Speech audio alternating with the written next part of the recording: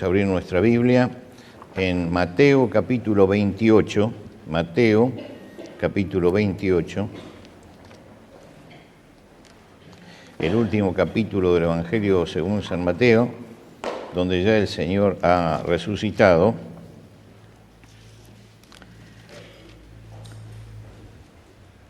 Y dice así la palabra de Dios: pasado el día de reposo, al amanecer del primer día de la semana, vinieron María Magdalena y la otra María a ver el sepulcro, y hubo un gran terremoto porque un ángel del Señor descendió del cielo y llegando removió la piedra y se sentó sobre ella.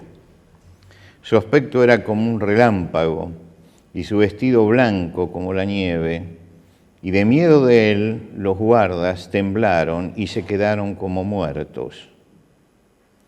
Mas el ángel respondiendo dijo a las mujeres: no temáis vosotras, porque yo sé que buscáis a Jesús, el que fue crucificado.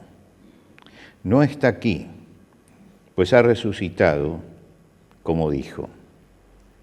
Venid, ved el lugar donde fue puesto el Señor, e id pronto y decid a sus discípulos que ha resucitado de los muertos, y aquí va delante de vosotros a Galilea, allí le veréis. He aquí os lo he dicho. Hasta aquí nada más en la lectura de la palabra de Dios. Podemos tomar asiento. Quisiera saber si hay alguna persona esta mañana que es la primera vez que está en este lugar un domingo a la mañana. ¿Puede levantar la mano para que yo pueda identificarla? Alguien que es la primera vez que está aquí un domingo a la mañana. No tenga miedo, simplemente si es la primera vez que usted está aquí un domingo a la mañana, levante la mano. Muy bien. Entonces vamos a comenzar con el sermón de hoy. Ustedes saben que esta semana, a mitad de la semana, tuvimos un desayuno. Los clásicos desayunos de empresarios y profesionales que estamos en nuestro año 31. Hace 31 años que los hacemos. Y entonces al principio de lo que yo tenía que dar acerca de la palabra, pregunté si sabían qué había pasado después de la Pascua. Y lo notable es que yo vi una cara de extrañeza. Creo que muchos ignoraban que había pasado algo después, ¿no? Y que muchos se mostraron hasta extrañados, ¿no?, de que yo hiciera esa pregunta. Claro, porque Semana Santa terminó y terminó allí, ¿no? Y ya todos estaban con la mente en otro lado. Y yo dije, bueno, esta semana corresponde a cosas que sucedieron en aquel momento. El Evangelio y las cartas nos hablan por lo menos de 10 encuentros que Jesús tuvo después de resucitado en los 40 días que estuvo con sus discípulos. Lo que quiere decir que no es poco lo que se nos habla acerca de el diálogo de Jesús con sus discípulos o el llegar a los discípulos, y ustedes pueden hacer el recuento fácilmente. Pablo hace una síntesis bien apretada de todo esto en la carta a los Corintios. No lo hace para hablar de todos los encuentros, sino para subrayar algunas cosas. Y él dice, porque primeramente recibí del Señor lo que también os he enseñado, que Cristo murió por nuestros pecados conforme a las Escrituras, que fue sepultado, que resucitó al tercer día, y que apareció a Cefas y a los 12, y después apareció a más de 500 hermanos a la vez, de los cuales muchos viven y otros ya duermen. Ahora, es interesante esto de los 500 hermanos a la vez, porque ¿dónde se reunió Jesús con 500 personas a la vez para hablar? Resucitado. Y el apóstol Pablo siempre habla sobre certezas, nunca sobre especulaciones. Lo que quiere decir que tenía bien claro que una vez Jesús se reunió con más de 500 hermanos ya resucitado. Se reunió con los suyos, porque él dice 500 hermanos, es decir, 500 cristianos eran los que estaban ahí. El único lugar donde se puede haber reunido masivamente Jesús con tantos cristianos en ese momento es en Galilea. En este viaje que él le manda decir por las mujeres, a los discípulos, él va delante de ustedes a Galilea. Después va a aparecer durante esta semana y va a aparecer a Tomás al domingo siguiente, sería el domingo de hoy, ¿no? Pero de ahí iniciaron un camino para encontrarse todos en Galilea. Era una cosa que Jesús ya había anticipado, no es una novedad que surge de Jesús resucitado.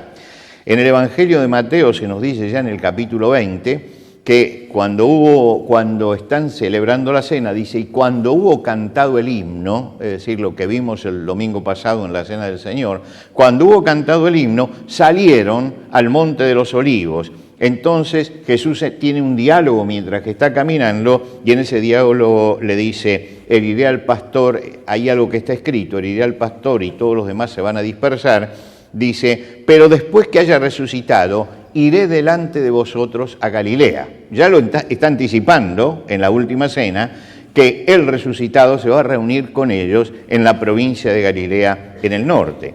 Y también Marcos, en el mismo momento, nos cuenta que después que haya resucitado, dijo Jesús, iré delante de vosotros a Galilea. Ahora, ustedes recuerdan el efecto que la cruz tuvo para los discípulos. Fue un efecto devastador para ellos el hecho de la cruz. Era como si hubieran vivido un sueño que termina en pesadilla, y ellos lo vivieron así. Quiere decir que ellos no esperaban, ninguno de ellos esperaba la resurrección. A pesar de todo lo que ellos hablaban del poder de Jesús y del compromiso que tenían, Pedro mismo lo niega porque piensa, bueno, esto está perdido, ¿no? Tomás lo niega abiertamente, no creo en esto. María Magdalena se va buscando un cadáver y a pesar de que reciben la palabra de que ha resucitado, sigue quedándose allí llorando por un cadáver. Esto habla de la devastación interna que tenían todos ellos en ese momento, de la forma en que había impactado la muerte de Jesús en la crucifixión. Ahora, yo creo que ninguno podía dudar del poder de Jesús, porque ellos habían visto los milagros, habían visto lo que Jesús hacía con los que estaban tullidos, habían visto cómo daba la vista a Bartimeo, había visto cómo había resucitado a Lázaro, así que no dudaban del poder. Jesús era poderoso, pero no creían que Jesús fuera todopoderoso. Y hay una diferencia. Alguien puede tener poder, pero no puede tener todo poder. Y esto se lo va a subrayar el Señor cuando se despida y cuando diga, todo poder me es dado en el cielo y en la tierra. Está subrayando algo que ellos no creían, que no creían que el Señor tenía poder también sobre la muerte, que no iba a resucitar. Ahora, si ellos estaban devastados como estaban, el Señor tenía que haber estado igualmente devastado. Vamos a mirarlo desde el punto de vista humano. Porque resulta que estuvo 3 años, que lo anticipó, que lo repitió una y otra vez, y ahora están todos desparramados. Sin embargo, el Señor no reacciona como nosotros hubiéramos reaccionado, y el Señor nunca reacciona como nosotros hubiéramos reaccionado, sobre todo en los casos extremos. En el caso, por ejemplo, que conocemos en Juan 8 de la mujer adúltera, para los religiosos era un caso terminado y para Jesús no. Jesús dijo no, este no es un caso terminado. Para los primeros cristianos el asunto del perseguidor Saulo de Tarso era un asunto terminado. Incluso cuando lo mandan a Ananías para que hable, dice, no Señor, que este nos está persiguiendo. No creen realmente que Dios tiene poder como para tocar cualquier corazón y para cambiar cualquier vida. Entonces, las mujeres tienen que recibir el primer mensaje mostrando que el Señor no solamente es poderoso, sino que es todopoderoso. Todopoderoso. Las mujeres recibieron el mensaje que nosotros hemos leído. No temáis vosotras, porque yo sé que buscáis a Jesús, el que fue crucificado. Le está diciendo, miren, yo sé que ustedes no creen y sé que están buscando un cadáver. Pero no está aquí porque ha resucitado como dijo. Es decir, ya se los había anticipado, lo que pasa es que ustedes no creyeron, pero lo había anticipado. Dice, vengan, vean el lugar en que fue puesto el Señor y vayan pronto. Es interesante esta palabra, pronto, como diciendo, esto no puede demorarse porque hay gente que está sufriendo por esto. Vayan pronto y díganle a los discípulos que ha resucitado de los muertos y que va delante de ustedes a Galilea. Quiere decir que el ángel les repitió todo, pero les pintó un cuadro de lo que ellas en ese momento estaban viviendo. La incredulidad y la realidad del Cristo resucitado. Y fíjense que en este mensaje no hay reproches, porque el mensaje que les manda el Señor es un mensaje de aliento. Le dice, no tengan miedo, no tengan miedo. Les di una buena noticia, Cristo ha resucitado de los muertos. Los invitó a ver las pruebas, pasen y vean primero, para que se cercioraran por los sentidos que esto que Jesús dijo era verdad, y les encomendó una tarea. Vayan pronto y díganle que Él quiere reunirse con todos en Galilea. Va delante de vosotros. Una convocatoria. Ahora, ir de Galilea desde Jerusalén hasta Galilea, hasta el mar de Galilea, eran casi 150 kilómetros. Había que caminar 150 kilómetros. Se considera que los viajeros más entrenados tenían que hacer este camino en 3 días, caminando 45 kilómetros por día. Y la verdad que 45 kilómetros por día agota a cualquiera, ¿no? Pero no solamente eso, el camino no era una ruta. Era subidas y bajadas, porque era toda una zona montañosa. Y el Señor les dice, vayan allá. Y es extraña esta convocatoria. ¿Por qué? Porque todos están en Jerusalén. Lo más normal es que vayamos a Betania o algún lugar así y nos reunimos, no que se hagan 450 kilómetros a pie para reunirse. La distancia les iba a llevar unos cuantos días de viaje con todo lo que tiene un viaje. Era un camino bien trabajoso de subidas y bajadas permanentes. Y Jesús esta vez no los acompañaba, porque siempre cuando iban en el ministerio varias veces hicieron este trayecto, pero iban parando, predicando, es decir, había otra cosa, ahora era una urgencia de que nos tenemos que ver en Galilea. Ahora uno se pregunta, ¿y por qué Jesús lo citó en Galilea justamente? ¿No era mucho más fácil encontrarse allí donde estaban todos? ¿Por qué largar esta caravana que fuera hasta Galilea? La historia de ellos está ligada a Galilea, de todos ellos. Cuando ustedes leen el primer capítulo de los Hechos de los Apóstoles, el segundo capítulo de los Hechos de los Apóstoles, se dice claro que la gente decía, ¿no son todos estos galileos? Lo que quiere decir que todos ellos eran de Galilea. En Galilea tenían ellos sus raíces, pero no solamente tenían sus raíces familiares, tenían sus raíces espirituales, porque todo para ellos había comenzado en Galilea. Y las raíces son muy importantes, muy importantes. Creo que esta generación nueva no está dando la verdadera importancia que tienen las raíces.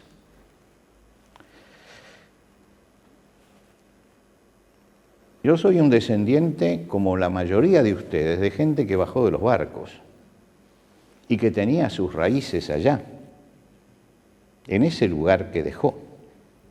Y cualquiera que haya conversado con sus abuelos o con sus padres, los que han llegado después, ustedes habrán notado la profunda emoción que ellos tenían cuando hablaban de su patria, que la tenían que abandonar por el hambre, y que en alguna medida eso seguía siendo su tierra. Es que esas son las raíces. Es el hombre que echa raíces en un lugar porque esa es su gente, su cultura, es lo que él es. Con todos los problemas que puede tener nuestro país, yo tengo raíces argentinas y no renuncio a eso, no renuncio. ¿Por qué? Porque mis raíces están acá. La primera vez que viajamos con Celia a Sicilia, lo hicimos porque yo quería, ya que estaba en Italia, quería conocer el lugar donde había nacido mi padre. Mi padre nació y lo trajeron a los 5 años, así que no tenía ninguna memoria. Pero se acordaba de que, por lo que el padre le había dicho, que habían nacido allí. Así que esa ciudad, que no tiene grandes atractivos como otras ciudades, para mí era importante ir a aquel lugar. Y recuerdo que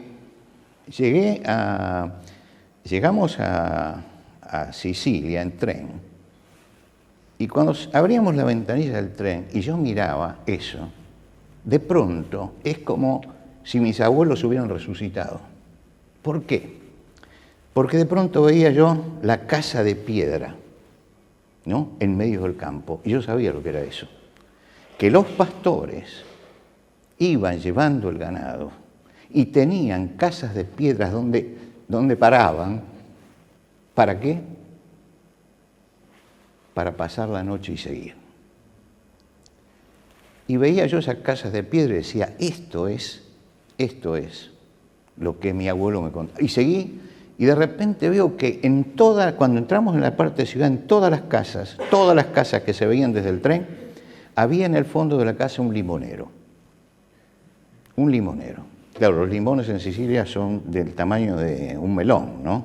Es decir, un limonero. Y yo recuerdo que mis abuelos tenían un limonero, todos, en su casa, y era lo primero que plantaban. Era las raíces. Resulta que el limonero aquí no funciona como allá, porque la tierra y el clima es diferente. Y mi abuelo lo criaba en la capital, y era un suplicio ese limonero. Y yo no sabía por qué ese limonero le traía tanta preocupación cuando tenía tantas otras plantas.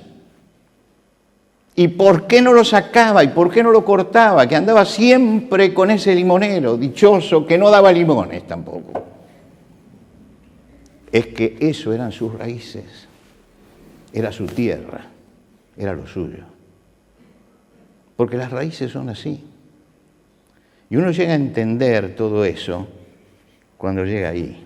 Y no le quiero contar cuando yo llegué a la ciudad donde estuvieron ellos y vi la calle, que se conserva porque es una calle histórica ya, ¿no? Desde antes de la Primera Guerra Mundial. Y salí de esa ciudad, ahora es una gran ciudad, pero después de ver eso, de ver la iglesia donde iba mi abuela, de conversar, porque estaba anotado allí mi padre. Y salí y caminé desde el lugar donde estaba hasta el lugar para regresar llorando. Había encontrado las raíces. Nunca conté esto, pero un día Ezequiel publica un artículo que se llama Las raíces mandan. Y habla de una cantidad de cosas que escuchó, porque la mayoría de las cosas que habla son cosas que me escuchó a mí o escuchó a su abuelo. Pero en alguna forma nosotros pertenecemos a algo. Y bien o mal estamos aquí.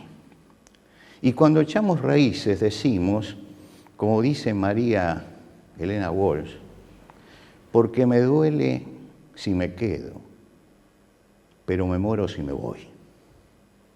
¿Por qué? Porque hay algo que es la raíz que nosotros tenemos. Esto lo tenemos que recordar en este momento, porque el país está mal por todo lo que ustedes saben, pero yo no reniego de las raíces que tengo, y mis raíces están acá. Y Jesús les dijo, bueno, vamos a revisar las raíces, ahora que fracasaron, vamos a revisar las raíces, pero no solamente las raíces estas, que son las raíces familiares, sino las raíces espirituales, porque ustedes tienen raíces espirituales. ¿Y qué pasa? Que cuando llegaron a Galilea, ¿Dónde se reunieron? En el mar de Galilea, que es lo único que concentra. Y en el mar de Galilea estaba Bethsaida, de donde era Pedro y Andrés y Felipe y Juan, porque era el puerto. Y en la otra extremo del mar de Galilea está Magdala, de donde era María Magdalena. Y allí estaba Natanael, Bartolomé, se identifica con el apóstol Bartolomé, que era amigo de Felipe y que estaba también en Galilea. Quiere decir que todos ellos estaban ahí. Y Mateo vino a Jesús desde Capernaum, que era la ciudad marítima, fíjense el nombre, marítima, porque estaba al lado del lago de Genesaret, y para ellos era eso el mar de Galilea, ¿no? La ciudad marítima. Es decir, todos en la orilla de ese lugar tenían sus raíces espirituales. No solamente sus raíces familiares, sino también sus raíces espirituales, porque ahí habían conocido a Jesús, ahí se habían encontrado. Y Jesús le dice, vamos a volver al principio, porque ahora han fracasado. Vamos a volver al principio. Vamos a volver al primer amor. Vamos a volver a aquello que ustedes han olvidado. Cuando el Señor Jesucristo manda las 7 cartas a las iglesias de Asia, en los capítulos 2 y 3 de Apocalipsis, le reprocha a la iglesia en Éfeso que ha olvidado su primer amor. Tengo esto, dice, contra ti, que has olvidado tu primer amor. Es decir, que te olvidaste de eso que uno siente cuando llega por primera vez a Jesucristo. Cuando se acerca, cuando abre el corazón, cuando entiende quién es Jesucristo y cuando se apropia de Cristo en su vida. Allí, ese es el primer amor. Y hay que tener cuidado porque allí están justamente las raíces espirituales. Y nuestras raíces espirituales, así como las raíces que tenemos en la sociedad, las raíces espirituales, tenemos que cultivarlas y tienen que crecer en nosotros. Y el crecimiento de esas raíces espirituales que tenemos en Cristo no depende de lo que Dios haga, sino depende de lo que nosotros hagamos. Es mi preocupación y tu preocupación arraigarte en aquello que el Señor enseñó, arraigarte en Él. La fe es un acto personal, no viene con nosotros. La fe viene por el oír, y cuando oímos la palabra de Dios se mueve la fe. Y hay un momento en que nosotros tenemos que tomar una decisión personal, porque Dios no invade a nadie, la decisión de aceptar esa fe o no aceptarla, de creer o no creer. Ese es un hecho absolutamente personal. Cuando Pablo le escribe a los colosenses, dice, de la manera que ustedes recibieron al Señor Jesucristo, con esa actitud, tienen que caminar en Él, arraigados en Él. Es decir, que las raíces las tenemos que cuidar nosotros. Y son las raíces de nuestra vida espiritual. Cuando el Señor habla en la parábola del sembrador acerca de la semilla, después Él hace la explicación de la parábola y dice, el sembrador es el que siembra la palabra y la semilla es la palabra de Dios. Ya nos dio todas las claves.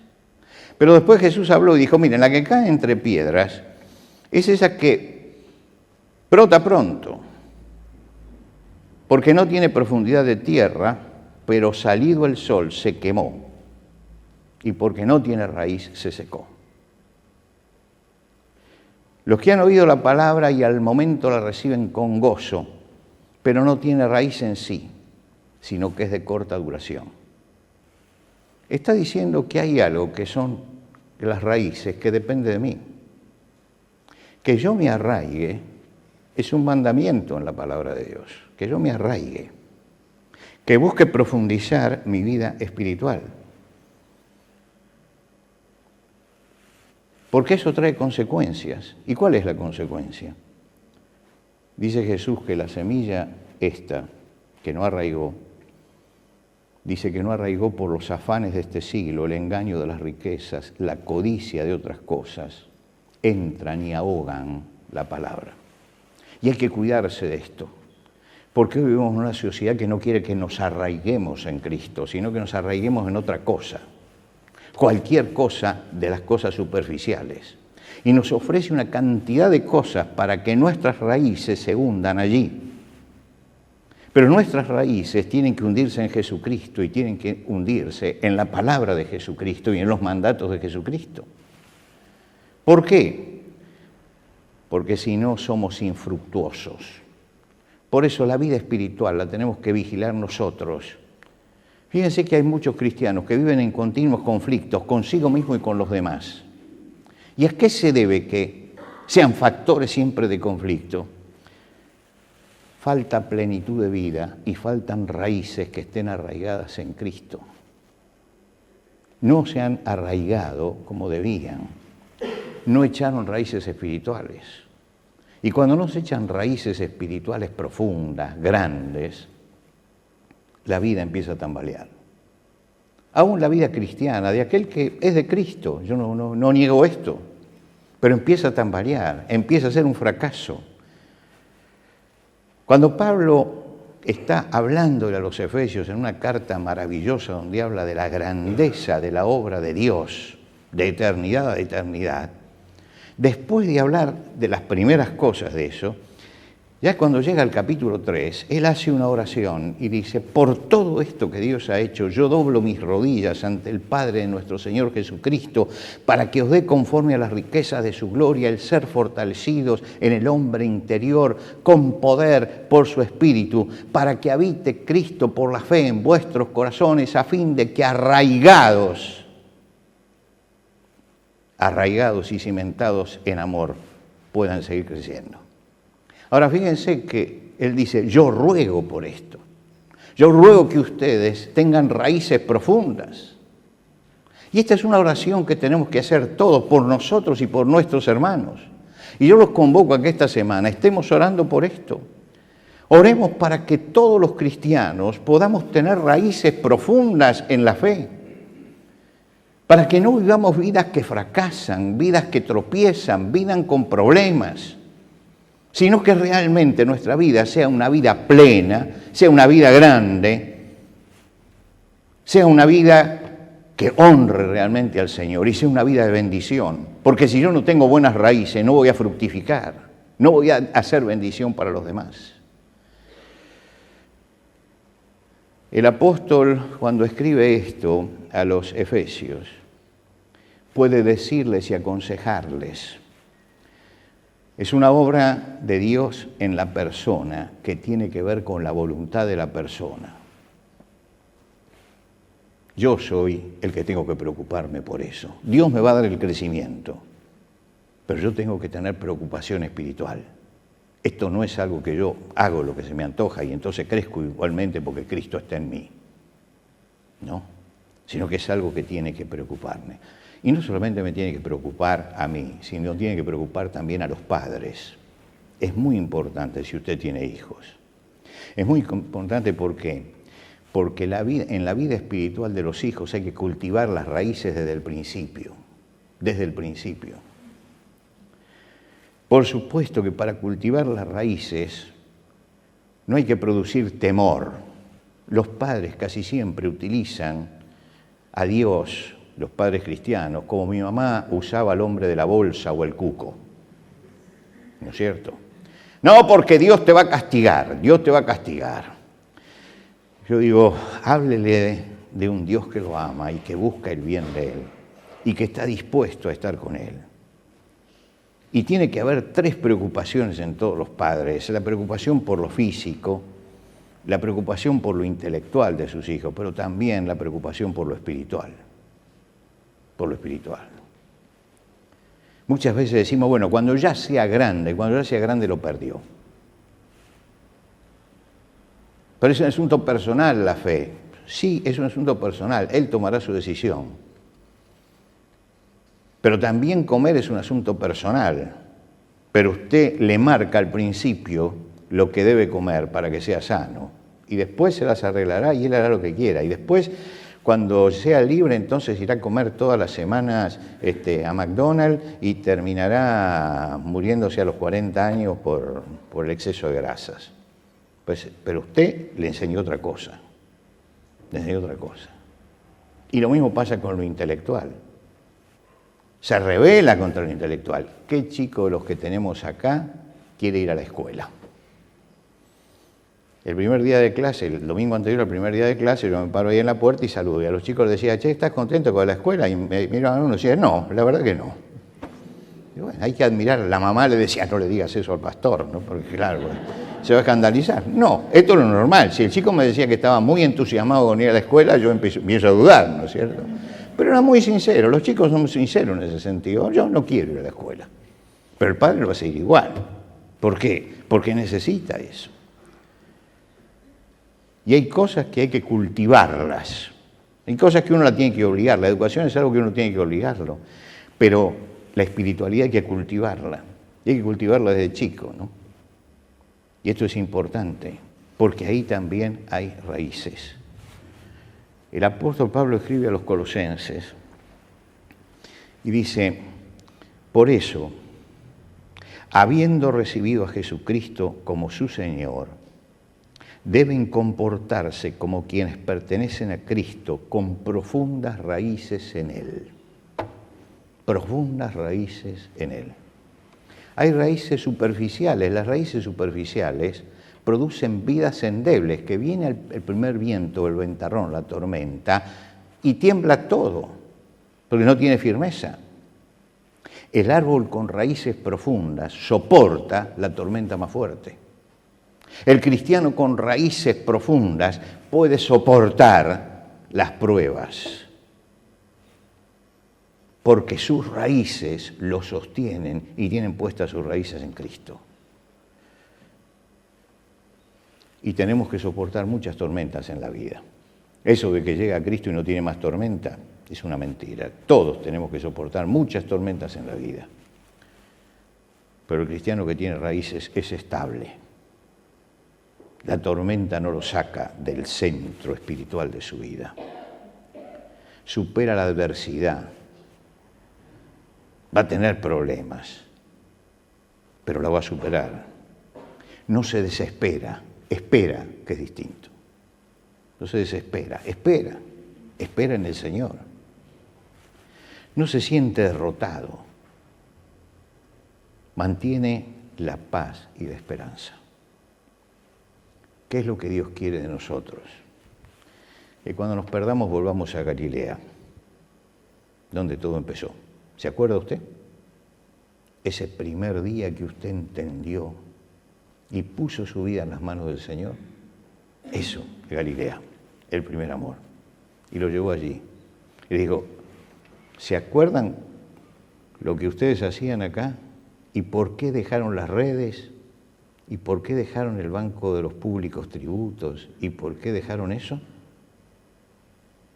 Porque habían encontrado algo que valía más. ¿Y qué pasó ahora, muchachos? Y los apóstoles estaban ese día avergonzados, pero Jesús no lo llevó para avergonzarlos. Lo llevó para que recordaran y volvieran a sus raíces y volvieran a empezar.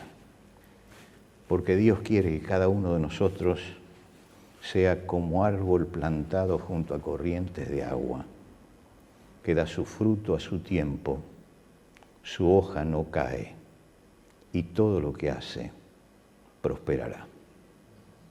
Nos ponemos de pie.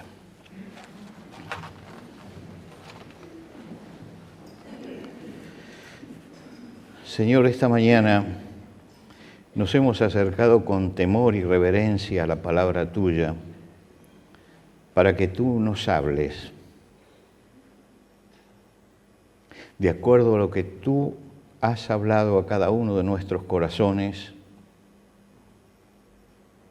Obra con tu Espíritu en nosotros para que nuestra vida sea una vida arraigada profundamente en ti y podamos vivir la plenitud de la vida espiritual. Te pedimos esto en el nombre de Cristo Jesús.